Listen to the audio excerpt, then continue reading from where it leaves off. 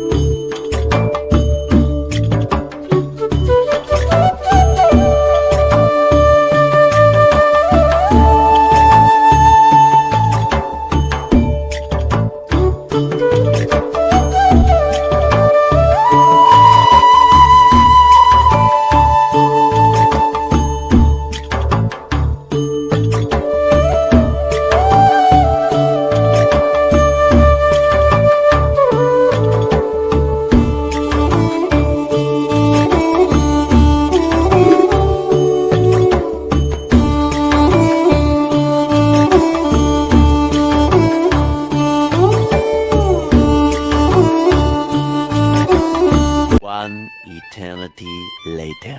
কালি খুৰি কোটাখন হ'ল চ' চাওক দোস্ত এইবিলাক হয় খুৰিবিলাক চ' চাওক